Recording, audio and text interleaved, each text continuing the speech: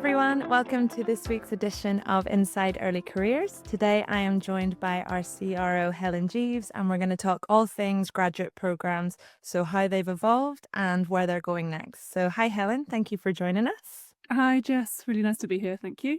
Great. So Helen, you've seen graduate programs really evolve massively over the last few years. What stands out to you about how they've changed and what do you think is driving that shift? Yes, well, I think the largest change that we've seen is that graduate programs have been reducing in duration. So no longer are we seeing the 2 and 3 year rotational schemes.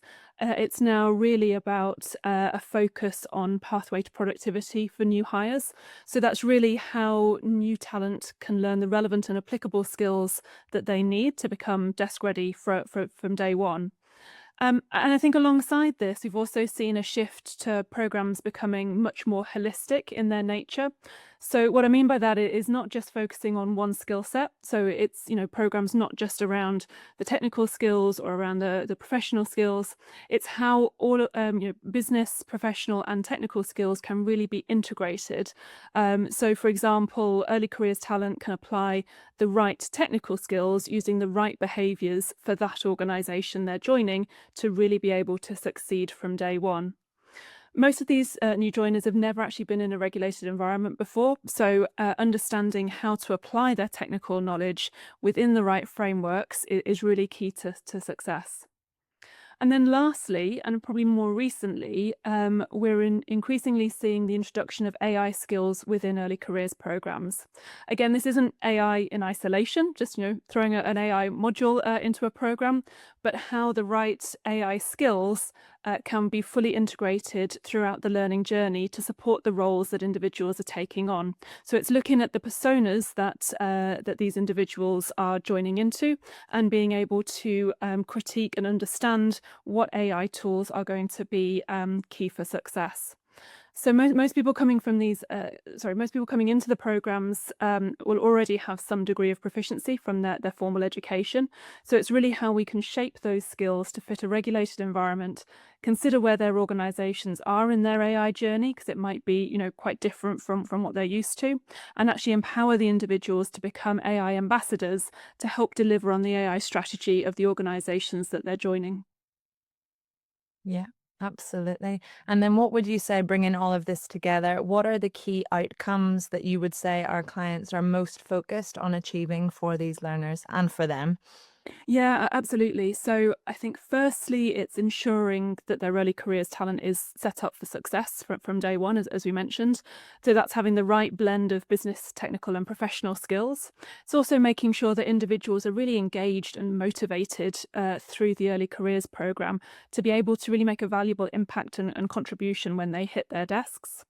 And then secondly, firms invest a huge amount in their early careers talent, right the way through from recruitment through to when they meet their managers and go onto the desks. So programs are also about setting up the new hires for the long term and focusing on retention as they progress through their careers.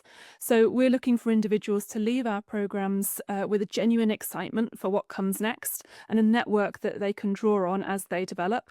So, a programme of targeted continued education sessions through the first 2 or 3 years also helps to continually develop talent and support individuals through their careers. Yeah, so there's so much to consider here behind the scenes, a lot of planning, a lot of countries, everything. What would you say when putting these programs together is the biggest challenge so that they really are impactful and not just a box ticking exercise?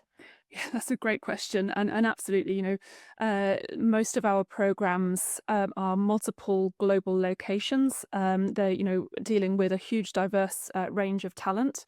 And attention spans are just getting shorter and shorter. So Right. really, it's how do we keep new hires engaged and actively learning is absolutely key. Now, at Nuida, we've got lots of tools and techniques up our sleeve. We're often making sure that we're engaging everyone through making our programs as interactive and as practical as possible. So lots of labs, lots of breakouts, lots of quizzes. In fact, actually, this summer we had a whole host of our instructors dress up as game show hosts and actually run a virtual session as a game show host. So it's fantastic. But as all of our clients have unique tech stacks, we work in partnership with them to understand their own environment. And then we also use virtual machines to give learners a completely safe sandbox environment to work through those labs, those coding challenges, putting their skills to the test in a completely off production environment, so that then they can make a real impact when they do go and they do work in production in their new roles. Great. So thinking forward to 2026, hoping to see some game shows involved, but what else do you think the best graduate programs will be doing to really make them stand out? Absolutely. So we're actually actively working with our clients on designing the 2026 programs right now. And there's three key elements that we're focusing on that we've kind of touched on through this conversation. So one is how we ensure pathway to productivity. So making sure all of our programs are tailored to each individual client to really deliver on their desired outcomes. Secondly, that focus on retention and making the programs as engaging as possible, building up that network for learners and offering those continued education sessions. And then finally, ensuring that we integrate AI throughout the programs. Now, that's actually not just for the learners, understanding the key skills needed to embrace AI within their organization, but it's actually how we at New EDA are also leveraging AI within our organization to make that content as engaging as possible, to show it in action and to show how it can help us deliver the world-class global programs of the future. Great. Well, thank you so much, Helen. That was super interesting. And stay tuned for our next edition. We'll be diving into those engagement methods that Helen talked about with one of our senior instructors. So thank you very much, Helen. Thank you.